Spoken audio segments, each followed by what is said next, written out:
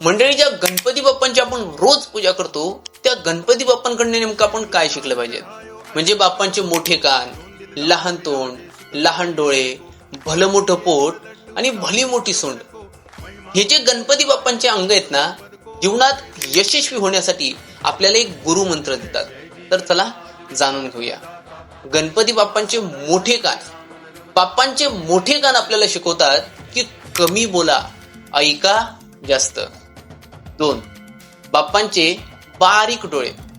गणपती बाप्पांचे बारीक डोळे आपल्याला शिकवतात की आपल्याला आयुष्यात यशस्वी व्हायचं असेल ना, तर आपल्या ध्येयावर लक्ष केंद्रित करा, बारीक फोकस करा आणि बारीक बारीक गोष्टींकडे लक्ष द्या. 3री गोष्ट, बाप्पांचं लहान असं तोंड.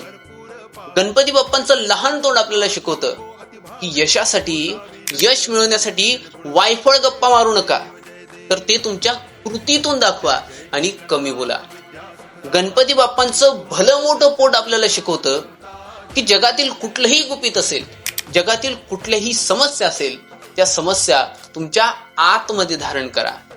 आणि बाप्पांची लांब लचक सोंड आपल्याला शिकवते लवचिकता आणि क्षमता. म्हणजे एखादा हत्ती भलं मोठं झाड पाडू शकतो आणि तोच हत्ती गवताची छोटीतली छोटी काडी सुद्धा उचलून बाजूला टाकू शकतो. म्हणजे परिस्थितीनुसार आपल्याला कठोर आणि कोमल बनता यावं.